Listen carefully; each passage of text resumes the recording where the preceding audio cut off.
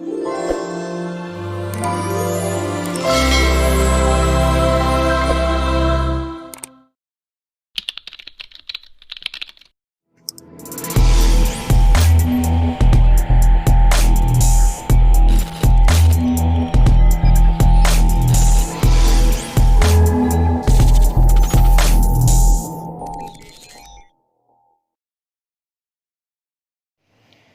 evening, guys. This is the third episode of Company Accounts Accounting for Share Capital.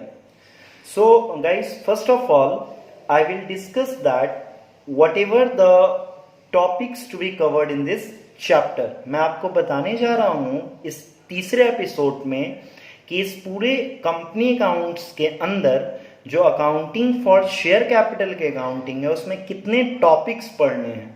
तो पहला topic है issue of shares for cash consideration, मतलब जब company को cash में पैसे की जरूरत होती है अपने कैपिटल पूंजी को लगाने में, तब क्या करती है कंपनी। ये है हमारी टॉपिक फर्स्ट। टॉपिक सेकंड जो हमको कंपनी अकाउंट्स के अंदर अकाउंटिंग फॉर शेयर कैपिटल में देखनी है वो है issue of shares for consideration other than cash, मतलब कैश के रूप में वो अपना पूंजी के लिए कैपिटल के लिए पैसा नहीं कंपनी इशू करेगी, बल्कि किसी और रूप में वो पैसा जब जनरेट करेगी। That is the second topic, that is issue of shares for consideration other than cash. Third topic जो इस चैप्टर में है वो है over subscription and under subscription of shares. तो इसमें क्या है, जरूरत से ज़्यादा जब कंपनी के पास शेयर की एप्लीकेशन आ जाती है या जरूरत से कम जब शेयर की एप्लीकेशन कंपनी के पास आ जाती है, उसकी अकाउंटिंग ट्रीटमेंट कैसे डील करती है कंपनी। चौथी जो टॉपिक है वो है फॉरफीचर ऑफ शेयर्स। मान लीजिए कि कोई शेयर होल्डर है, उससे कंपनी ने पैसा मांगा और वो पैसा दे पाने में फेल हो गया, नहीं दे पाया, तो कंपनी उस शेयर होल्डर की शेयर को कैंसिल कर देती है। तो forfeiture means basically cancellation of the shares due to the non payment. ठीक है, क्योंकि शेयर होल्डर पेमेंट नहीं कर पाते हैं, जिनकी वजह से कंपनी उनका शेयर को कैंसिल कर देती है। इसी टॉपिक को चौथे टॉपिक के रूप में हमको पढ़ना है, that is forfeiture of shares.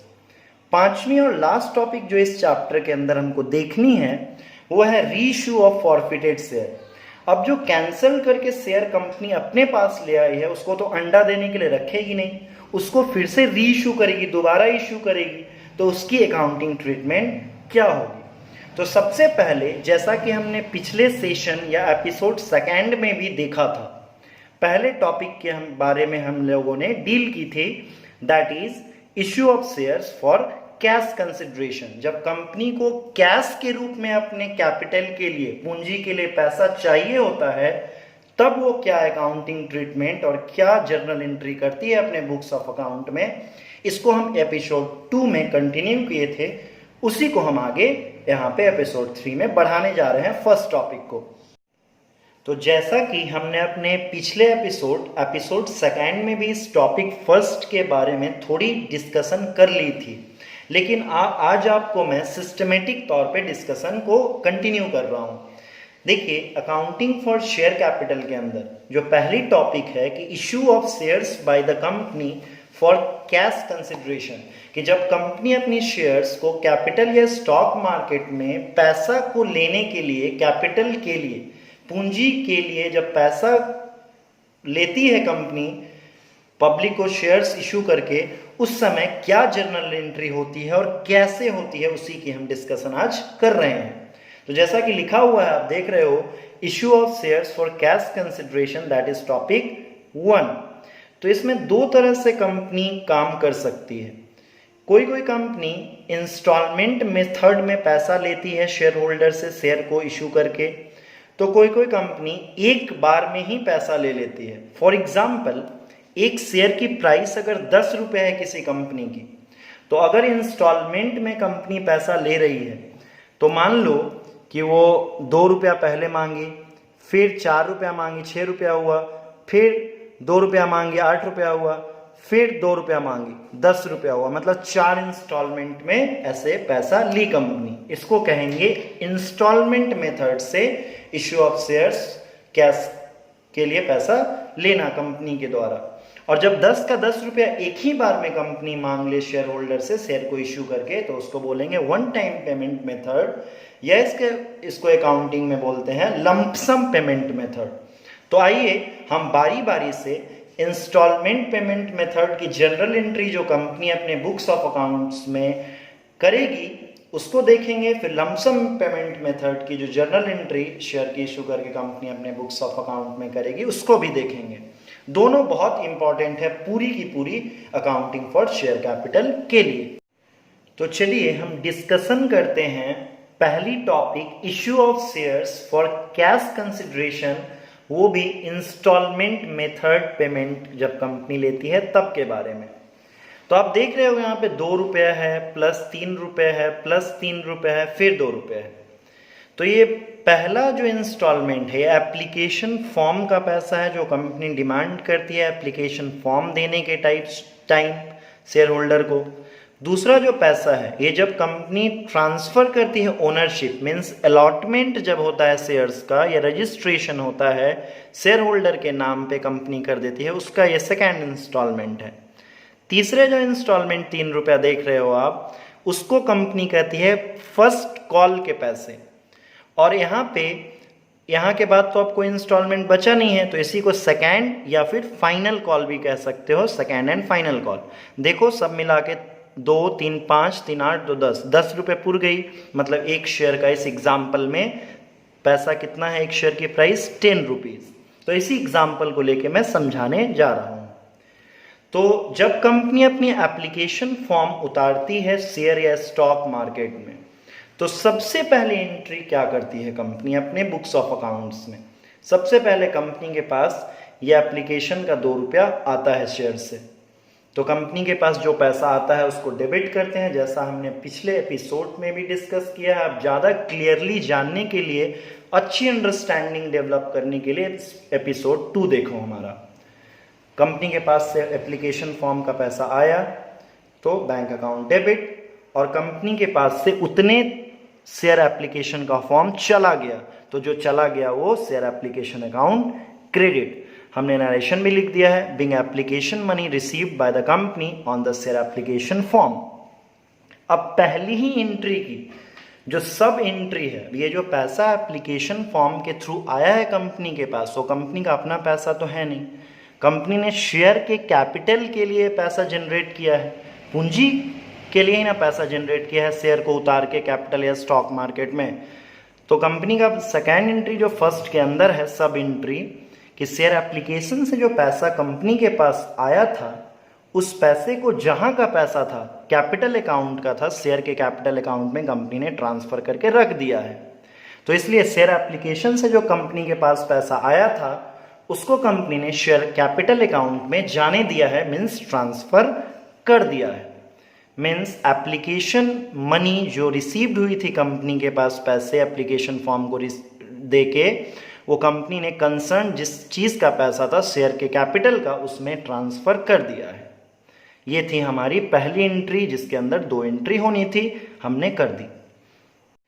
अब जो भी शेयर होल्डर ने कंपनी का एप्लीकेशन फॉर्म शेयर का खरीद लिया है तो उसको एक डेट पे कंपनी नोटिस भेजेगी कि हाँ भाई आप अपना सेकेंड इंस्टॉलमेंट, मतलब जो अलॉटमेंट जिस टाइम हम रजिस्ट्रेशन करेंगे आपके नाम पे अपनी शेयर को, उस डेट में आप पैसा लेके आओ। तो मीन्स पहले नोटिस एंट्री देगी सेकेंड इंस्टॉलमेंट की, जिस इंस्टॉलमेंट को अलॉटमेंट या रजिस्ट्रेशन कहा जाता है।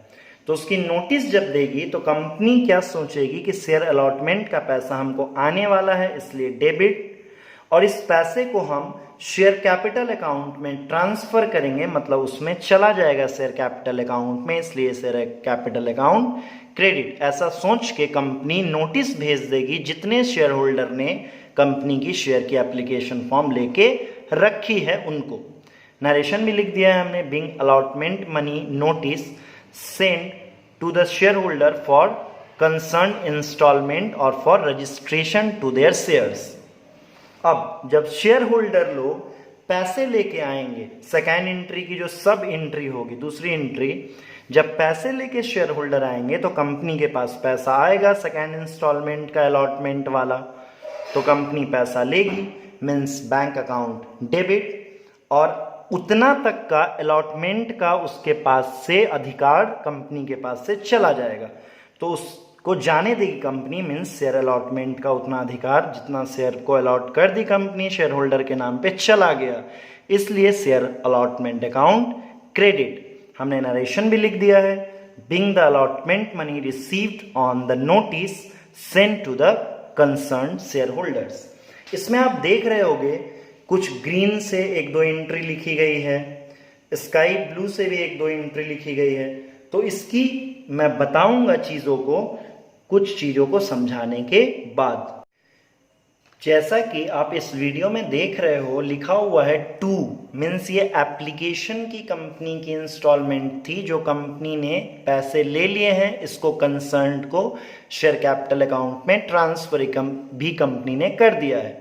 दूसरी जो अलॉटमेंट या जिस समय कंपनी ने शेयर होल्डर के नाम पे रजिस्ट्रेशन या ट्रांसफर कर दिया ओनरशिप, उसका नोटिस भी भेज दिया गया है शेयर होल्डर को इस 3 रुपए का शेयर पे, और उसकी पैसे भी कंपनी ने रिसीव कर लिए हैं और उतना शेयर अलॉटमेंट का अधिकार कंपनी के पास से चला भी गया है।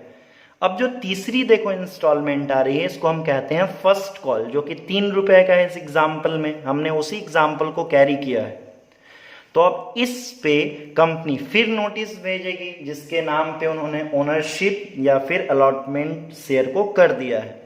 तो कंपनी जब नोटिस भेजेगी, सेम अलॉटमेंट वाला ही नोटिस होगा, नोटिस एंट्री, बस नाम चेंज होगा। जैसे देखो तीसरी entry, when the first call notice send to the share holder by the company. तो शेयर फर्स्ट कॉल अकाउंट, पिछले एंट्री में क्या था, share allotment account debit to share capital account. यहाँ पे बस नाम चेंज हुआ है, एंट्री वही है कि शेयर फर्स्ट कॉल अकाउंट का पैसा कंपनी सोचेगी कि हमारे पास आएगा, और इस पैसे को आने के बाद हम जिस चीज का पैसा है उस अकाउंट में ट्रांसफर कर देंगे, मतलब यहाँ पैसा जाएगा तो टू शेयर कैपिटल अकाउंट। ये नोटिस कंपनी ने फर्स्ट कॉल के लिए शेयर होल्डर को, जिसको भी रजिस्टर्ड कर दिया है, अलॉट कर दिया है शेयर, उसको भेजेगी। अब जब शेयर होल्डर फिर पैसा लेके आएगा फर्स्ट कॉल का 3 रुपये वाला, ठीक है, तो कंपनी क्या रिसीव करेगी पैसे को, तो बैंक अकाउंट, कंपनी के पास पैसा आया और कंपनी के पास से उतना शेयर फर्स्ट कॉल का अब अधिकार चला गया। अब कंपनी के पास इसकी ऑथोरिटी नहीं है कि इतने तक का पैसा वो दोबारा मांग सके, मीन्स शेयर फर्स्ट कॉल का अधिकार कंपनी के पास से चला गया। मीन्स बैंक में पैसा आया डेबिट फर्स्ट कॉल का, और कंपनी के पास से फर्स्ट कॉल का अधिकार जो पैसा लेने का था वो चला गया, इसलिए share first call account credit. Narration भी हमने लिख दिया है कि पैसा कंपनी ने रिसीव्ड किया है फर्स्ट कॉल का, और जो फर्स्ट कॉल उसने मांगा था। अब देखो बच गया ये लास्ट जो है, जिसको हम पहला एप्लीकेशन का इंस्टॉलमेंट, दूसरा अलॉटमेंट या रजिस्ट्रेशन का इंस्टॉलमेंट, तीसरा फर्स्ट कॉल का इंस्टॉलमेंट, और लास्ट में जो 10 रुपया पूरा होने पे ये है सेकेंड एंड फाइनल कॉल। क्योंकि इसके बाद तो अब कोई पैसा मांगना नहीं है, तो यहीं पे फाइनल लगा देंगे, जहां पे भी लास्ट होगा वही फाइनल कॉल हो जाता है कंपनी के द्वारा। तो अब जब ये पैसा कंपनी मांगेगी इंस्टॉलमेंट मेथड में चौथा, तो फिर नोटिस भेजेगी शेयर होल्डर को। तो फिर देखो चौथे एंट्री में, when the second and final call money notice भेजने की और उसके पैसे को रिसीव करने की एंट्री यहाँ पे दी गई है। तो फिर सेम एंट्री होगा जैसे हम अलॉटमेंट और फर्स्ट कॉल की नोटिस भेजे थे, बस नाम चेंज हो जाएगा कि कंपनी फिर सोचेगी कि सेकेंड और फाइनल कॉल का इंस्टॉलमेंट मेरे पास पैसा आएगा, तो देखो डेबिट, और इस पैसे को हम शेयर कैपिटल जिसका पैसा है उस चीज में ट्रांसफर कर देंगे, तो इसको क्रेडिट, क्योंकि जा रहा है इस चीज में पैसा। Being second and final call notice send to the share holder, जितने भी शेयर लेके रखे हैं, सेम एंट्री है, बस नाम चेंज है। फिर जब शेयर होल्डर पैसा लेके आएगा तो इसी चौथी एंट्री की सब एंट्री क्या हो जाएगी कि पैसा आया है शेयर होल्डर के पास, ये पैसा तो बैंक अकाउंट डेबिट, और कंपनी के पास से अब पूरा अधिकार शेयर का चला गया है, सेकेंड और फाइनल कॉल का भी, तो जो चला गया है वो जाने दिया है कंपनी ने, to share second and final call account गया है। तो पैसा आया है और शेयर सेकेंड और फाइनल कॉल का भी अधिकार अब कंपनी के पास से पूरी तरह चला गया है, इसलिए ये credit. Being second and final call money received by the company, ये है चीजें। तो कहने का मतलब है टोटल यहाँ पे 4 जनरल एंट्री है। पहली एप्लीकेशन की, ठीक है, इंस्टॉलमेंट मेथड में। दूसरी अलॉटमेंट, रजिस्ट्रेशन या यो कहें ट्रांसफर, जब ओनरशिप करती है कंपनी शेयर की शेयर होल्डर के नाम पे तब। तीसरी फर्स्ट कॉल का जब पैसा मांगती है कंपनी तब। और दूसरी मीन्स जब लास्ट कॉल या सेकेंड एंड फाइनल कॉल जो भी बोलो आप, उस पे जब पैसा मांगती है तब। और सबके अंदर दो दो एंट्री है, मीन्स टोटल 8 जर्नल एंट्री हो गई। अगर इसको समझ लिए तो पूरी की पूरी अकाउंटिंग फॉर शेयर कैपिटल में कुछ नहीं है, पूरा बस जर्नल एंट्री बेस्ड ये accounting for share capital company accounts के अंदर आपको देखना है। तो गाइस, हमने accounting for share capital, issue of shares under installment method की बातों को हमने देख ली। कितनी जर्नल एंट्री होती है, कैसे होती है, हमने पूरा समझ लिया। अब जो दूसरा तरीका है जिसमें कंपनी लमसम पेमेंट मेथड के अंदर पैसा शेयर होल्डर से मांगती है, मीन्स अगर 10 रुपए का शेयर है तो 10 का 10 रुपए एक बार अगर मांग ली, उसको भी हम देख लेते हैं। तो देखो, इश्यू ऑफ शेयर्स अगर लमसम मेथड पेमेंट में कंपनी ने की है, 10 रुपए का शेयर है, 10 का 10 रुपए एक ही बार में मांग ली है, तो क्या जर्नल एंट्री होगी? कंपनी के पास सीधा पैसा आएगा, तो जो आता है वो डेबिट, तो बैंक अकाउंट डेबिट कंपनी की, कंपनी कर लेगी इस जर्नल एंट्री को। और ये पैसा किस चीज का है, कंपनी उसी में जाने देगी इस पैसे को। तो to share capital account, company ने शेयर कैपिटल अकाउंट में जाने दिया है 10 का 10 रुपया, to share capital account credit, being share capital money receive and application and allotment, सारा रजिस्ट्रेशन एप्लीकेशन सब एक ही बार में हो जाएगा। तो ये चीज आपको बस ध्यान रखना है। वैसे ये जो लमसम पेमेंट मेथड है ना, इसकी बहुत कम क्वेश्चन प्रैक्टिकली आती है, क्योंकि शायद जितने फ्रॉड जब बढ़ने लगे शेयर या स्टॉक मार्केट में, तो गवर्नमेंट ऑफ इंडिया ने एक बॉडी की स्थापना की जिसका नाम है SEBI, SEBI, security exchange board of India. और इसको गवर्नमेंट ऑफ इंडिया ने इसलिए बनाया कि आप जो भी फ्रॉड और जो भी मैल प्रैक्टिसेस शेयर या कैपिटल मार्केट में होती है उसको जांच करो। नीरव मोदी, विजय माल्या, ये सब जब पैसा लोगों से लेके भागे और बहुत सारी चीट फंड सहारा इंडिया वगैरह के द्वारा जब की गई ना, तब सेबी कंट्रोल रखने लग रहा है तब से स्टॉक और शेयर मार्केट में। इसीलिए इंस्टॉलमेंट पेमेंट मेथड बहुत हद तक रिस्ट्रिक्ट कर दी गई है कंपनियों को, खासकर नई कंपनियों को, क्योंकि एक बार में पैसा कैपिटल के लिए जनरेट कर लेगी स्टॉक या कैपिटल मार्केट से कंपनी और भाग जाएगी, तो उसका जिम्मेदार कौन होगा? इसीलिए बहुत कम या बहुत हद तक लमसम पेमेंट मेथड में कंपनी को शेयर के रूप में जो पैसा उठाने का कैपिटल या स्टॉक मार्केट से प्रावधान ये रह गया आज के डेट में। चलिए कुछ और बातों को जान लेते हैं। Terms of issuing shares, company जब कैपिटल या स्टॉक मार्केट में शेयर को इशू करती है और बदले में कैपिटल के रूप में पैसा जब निकालती है वहां से, तो कितने तरह से शेयर को इशू कर सकती है एक कंपनी? तो 3 तरह से कर सकती है। पहला, कंपनी शेयर को पार में इशू कर सकती है। फॉर एग्जाम्पल कि अगर एक शेयर की दाम 10 रुपए है तो 10 के 10 रुपए में ही शेयर इशू करती है कंपनी जब, तब उसको बोलते हैं शेयर इशूड एट पार, या उसी का दूसरा नाम है फेस वैल्यू, क्योंकि 10 रुपए है, 10 रुपए ही उसकी फेस वैल्यू हुई, तो शेयर इशूड एट पार इसी को कहते हैं। दूसरा, किस तरीके से कंपनी कैपिटल या स्टॉक मार्केट में शेयर को इशू करेगी? Share issued eight securities premium. मान लो जो अच्छी कंपनी है, जिनकी गुडविल मार्केट में बहुत अच्छी है, वो किसी भी पैसे में अगर शेयर को उतारेगी तो पब्लिक या शेयर होल्डर खरीदेंगे ही उसको। तो जैसे 10 रुपए की शेयर है, कंपनी ने 12 रुपए में शेयर उतार दिया, मतलब 2 रुपए एक्स्ट्रा में उतारा है, तो ये 2 रुपया जो है सिक्योरिटीज प्रीमियम का पैसा हो जाएगा, मतलब हाइयर देन द फेस या पार वैल्यू।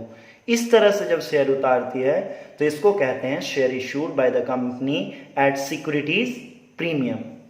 तीसरा तरीका है शेयर इशूड एट डिस्काउंट। जो नई कंपनी होती है स्टॉक या शेयर मार्केट में और जिनका गुडविल कुछ खास अच्छा नहीं होता है, वो किसी भी पैसे में अपने शेयर को उतारना चाहेगी, तो ये एक ऐसी कंपनियां, जैसे 10 रुपए की एक शेयर की प्राइस है तो 8 या 9 रुपए में मान लो शेयर उतार दी स्टॉक या कैपिटल मार्केट में, तो इस टाइप को कहेंगे शेयर इशूड एट डिस्काउंट। इससे तो नुकसान हो गया उस कंपनियों को। 10 का शेयर जब 8 में उतरेगा तो भाई 2 रुपया या 1 रुपया जो भी है नुकसान होगा। तो that type of issuing of share is known as share issued at discount. अब जानने वाली जो मेन बात है वो दो चीज़ है कि यहाँ पे आया दो चीज़, सिक्योरिटीज प्रीमियम नाम का वर्ड और issue of shares at discount या discount and issue of shares. तो हमको कंपनी के हिसाब से देखना है, दूसरे पॉइंट ऑफ व्यू तो सोचना ही नहीं है। मैंने एपिसोड 2 में भी इस चीज़ को बहुत अच्छे से समझाया हुआ है। तो सिक्योरिटीज प्रीमियम ये तो फायदा है ना कंपनी के लिए। 10 रुपए के शेयर को अगर 12 रुपए में उतार रही है तो 2 रुपया तो कंपनी के लिए फायदा है। तो फायदा की हमेशा क्रेडिट बैलेंस होती है। बेसिक रूल मैं यहाँ पे बताना चाहूंगा सभी लोगों को। अकाउंट्स की 2-3 बेसिक रूल हैं। जो आता है बिजनेस में उसको डेबिट, और जो बिजनेस से जाता है या जहां जा रहा है उसको क्रेडिट। जो भी एक्सपेंस या लॉस मीन्स खर्च या घाटा हुआ उस चीज को डेबिट, जो भी इनकम या गेन फायदे की चीज है उसको क्रेडिट। तीसरी चीज असेट मतलब संपत्ति जो भी होती है बिजनेस की उसकी डेबिट बैलेंस होती है, और लाइबिलिटी मीन्स बोझ या भार जिसको बिजनेस को पे करना है उसकी हमेशा क्रेडिट बैलेंस होती है। इस 3 चीज को याद रखना पड़ेगा कि जो आता है कंपनी में वो डेबिट, जो कंपनी से जाता है या जाने वाली चीज है वो क्रेडिट। दूसरी चीज एक्सपेंस एंड लॉस खर्च और घाटा हमेशा डेबिट, और इनकम और गेन फायदा या आमदनी वाली चीज है क्रेडिट। एसेट मीन्स संपत्ति जो भी है बिजनेस की उसकी हमेशा डेबिट बैलेंस, और लाइबिलिटी मीन्स बोझ या भार जिसको कंपनी को पे करना है उसकी क्रेडिट बैलेंस। ये 3 चीज याद रखनी होगी। तो सिक्योरिटीज प्रीमियम जो कि फायदा है कंपनी के लिए तो जाहिर सी बात है क्रेडिट बैलेंस होगी, और डिस्काउंट जो कि नुकसान है कंपनी के लिए तो इसकी डेबिट बैलेंस होगी। इस चीज को आप देख लो। अब इसकी मैं अकाउंटिंग ट्रीटमेंट में दिखाता हूं कि कैसे करेंगे। देखो ये सेकेंड इंस्टॉलमेंट है अलॉटमेंट की। जब नोटिस कंपनी ने भेजी है शेयर होल्डर को पैसा देने के लिए तब, और जब शेयर होल्डर अलॉटमेंट के पैसे को लेके आ गया है कंपनी ने रिसीव की है तब।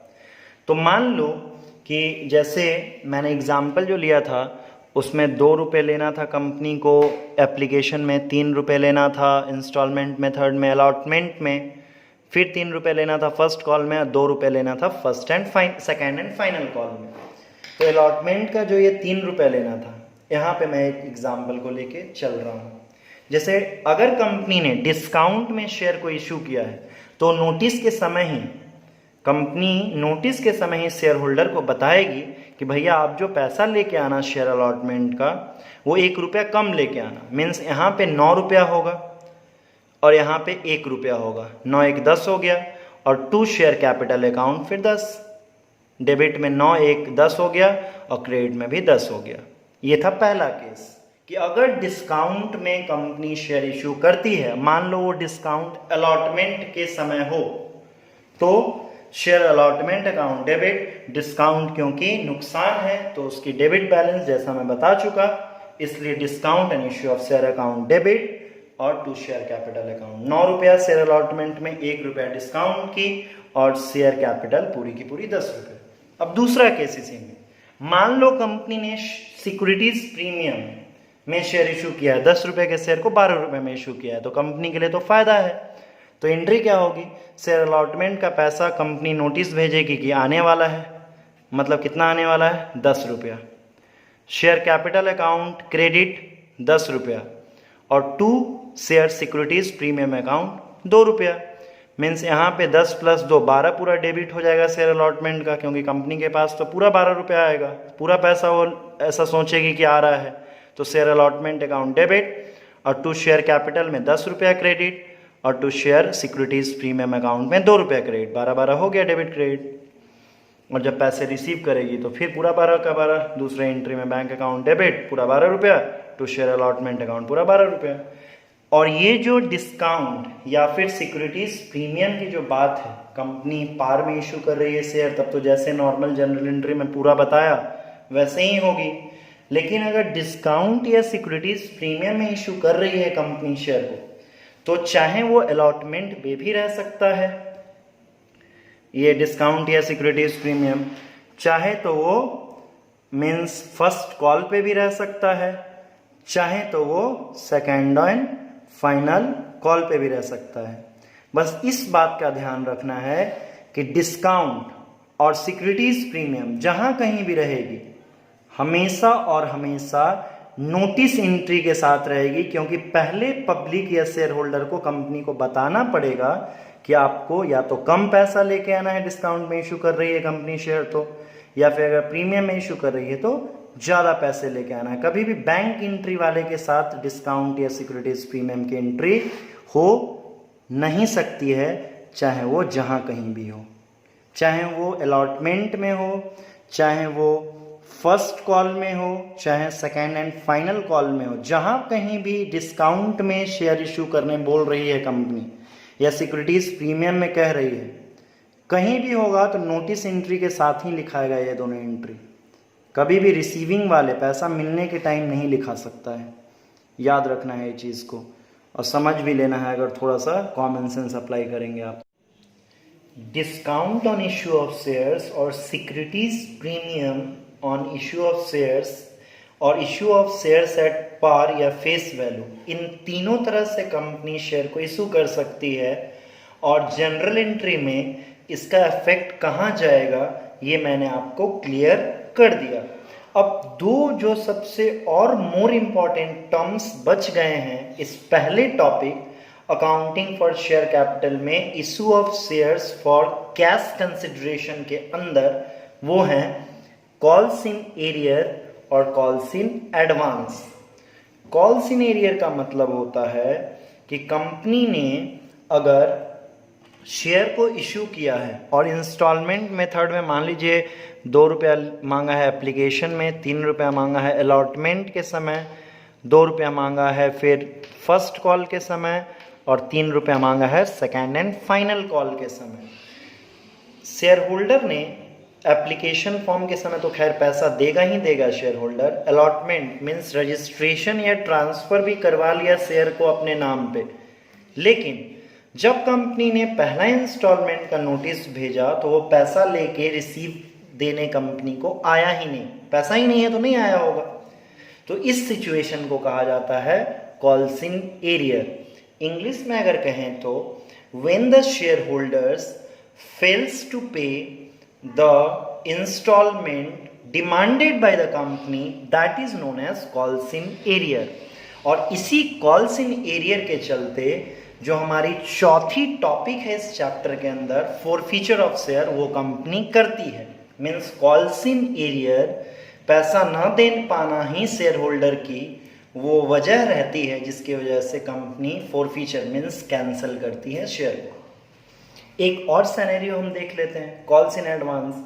किसी किसी शेयर होल्डर के पास सपोज कि देने के लिए ज़्यादा पैसा है या उस समय अवेलेबल है पैसा, कंपनी ने अलॉटमेंट के बाद फर्स्ट कॉल की नोटिस भेजी है उस शेयर होल्डर को, तो उसने फर्स्ट कॉल के साथ साथ सेकेंड कॉल का भी पैसा लाने के टाइम में दे दिया कंपनी को।